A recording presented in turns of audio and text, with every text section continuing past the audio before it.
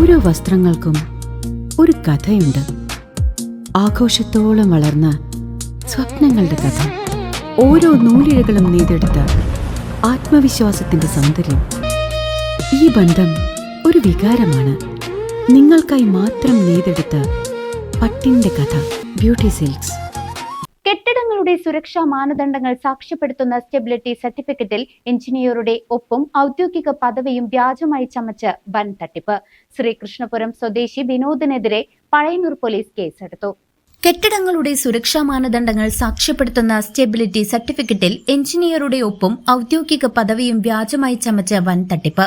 Pazhayannur police station പരിധിയിലെ കൊണ്ടാഴി ഗ്രാമപഞ്ചായത്തിലാണ് ഉദ്യോഗസ്ഥരെയും എഞ്ചിനീയറെയും ഒരുപോലെ കബളിപ്പിച്ച സംഭവം അരങ്ങേറിയത്. പാലക്കാട് കഞ്ചിക്കോട് സ്വദേശിനിയും എഞ്ചിനീയറുമായ റോഷ്നിയുടെ പരാതിയിൽ ശ്രീകൃഷ്ണപുരം സ്വദേശി ഓടുവൻ പറമ്പിൽ വീട്ടിൽ വിനോദിനെതിരെ പഴയന്നൂർ പോലീസ് കേസെടുത്തു. 2024 ജൂണിൽ മുണ്ടൂർ സ്കൂളിന്റെ ആവശ്യത്തിനായി റോഷ്നി നൽകിയ യഥാർത്ഥ സ്റ്റെബിലിറ്റി സർട്ടിഫിക്കറ്റിലെ ഒപ്പും സീലും വിവരങ്ങളും മോഷ്ടിച്ചാണ് വിനോദ് ഈ തട്ടിപ്പ് ആസൂത്രണം ചെയ്തത്. കൊണ്ടാഴി വട്ടപ്പറമ്പ് സ്വദേശിനി സുഹറയുടെ കെട്ടിടത്തിന് പഞ്ചായത്ത് അനുമതി ലഭിക്കുന്നതിനായി എഞ്ചിനീയറുടെ ഒപ്പും പദവിയും ദുരുപയോഗം ചെയ്ത് വ്യാജ സർട്ടിഫിക്കറ്റ് നിർമ്മിക്കുകയായിരുന്നു.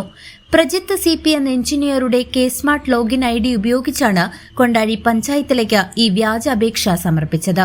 താൻ ഒപ്പിട്ട് നൽകാത്ത കെട്ടിടത്തിന് തന്റെ പേര് സർട്ടിഫിക്കറ്റ് സമർപ്പിക്കപ്പെട്ടത് ശ്രദ്ധയിൽപ്പെട്ടതോടെയാണ് റോഷ്നി പരാതിയുമായി രംഗത്തെത്തിയത്. പാലക്കാട് ടൗൺ സൌത്ത് പോലീസ് സ്റ്റേഷനിൽ ആദ്യം നൽകിയ പരാതി സംഭവസ്ഥലം പഴയന്നൂർ പരിധിയിലായതിനാൽ പിന്നീട് ഇങ്ങോട്ടേക്ക് കൈമാറുകയായിരുന്നു. ഭാരതീയ ന്യായ സംഹിതയിലെ വിവിധ വകുപ്പുകൾ പ്രകാരം വ്യാജരേഖ നിർമ്മാണത്തിനും വഞ്ചന കുറ്റത്തിനുമാണ് പഴയന്നൂർ ഇൻസ്പെക്ടർ സുധീലാൽ M കേസെടുത്തിരിക്കുന്നത്.